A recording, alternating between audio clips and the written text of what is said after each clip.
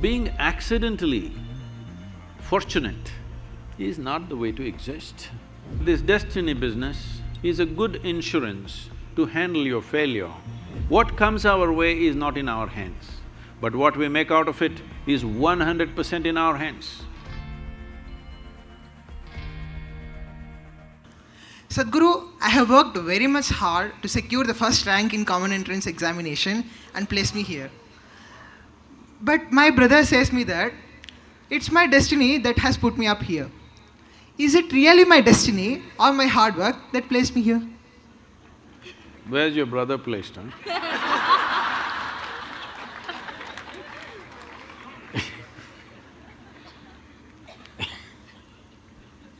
See,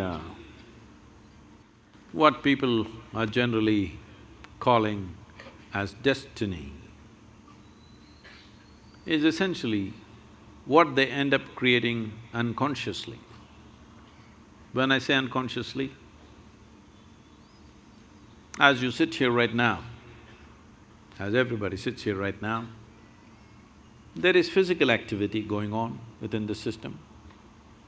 There is mental process, there is emotional activity, and of course the life energies are active.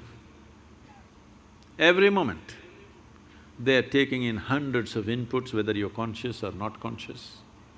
So if I ask you a question, since this morning, from the time you woke up till now, of these 4 dimensions of activity, how much have you conducted consciously? What percentage do you think? Few things. How much percentage do you think? 25%. You are very generous man. It's well below 1%.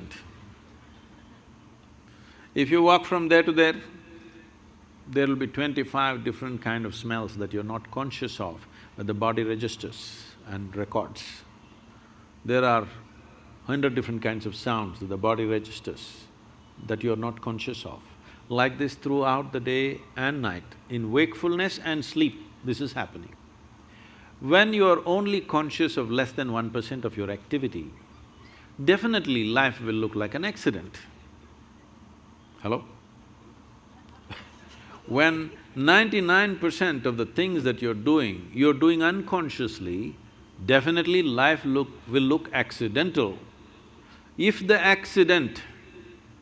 See, it is so happened, somebody fell off on the street and had a brain injury, after that suddenly, they started working their mathematics in a wonderful way. But that was only one.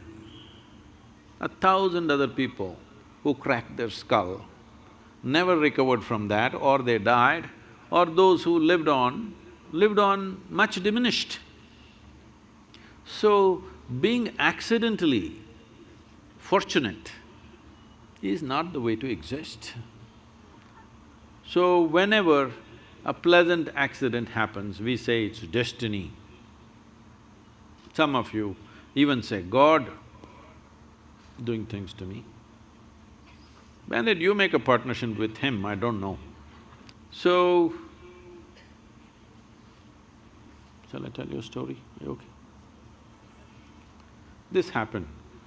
Sherlock Holmes, you know Sherlock Holmes? And Watson went out camping, and early morning, 3:30 a.m., Sherlock Holmes nudged Watson.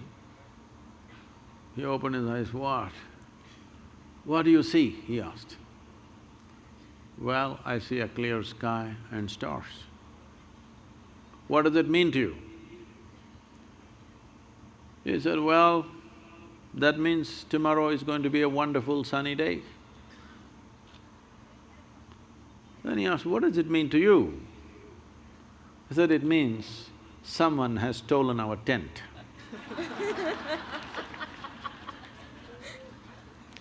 So, we don't know what went missing, and something may fall here and there by chance, but that's not the way life works. If a human being doesn't take it upon himself or herself to make their own destiny, they're still having an evolutionary problem. That is, they are still not yet fully there.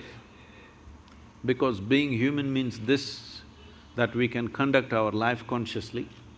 Being human means this, that we can craft our life the way we want.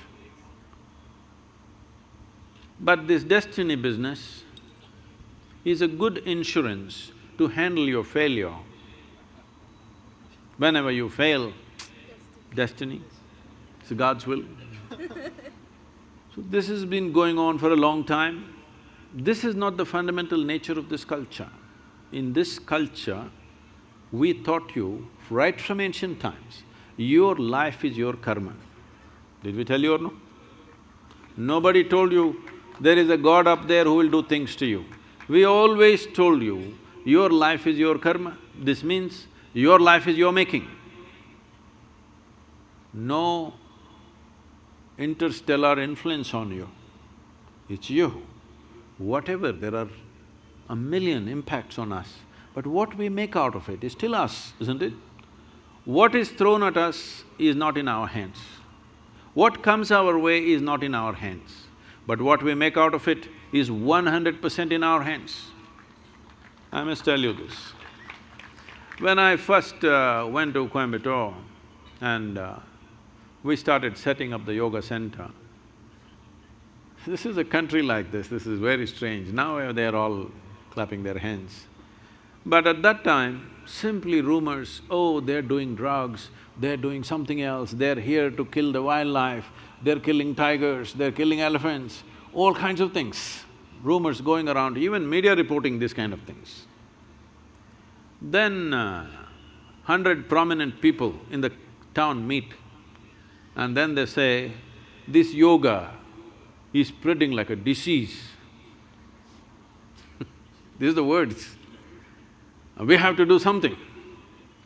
There some young hothead says, let's take a truckload of people and pull down the whole thing, because the whole yoga center at that time was just thatch roof sheds. So they decided they want to come there and pull down the whole thing and be finished. Today, it is among the most prominent places in the country, okay?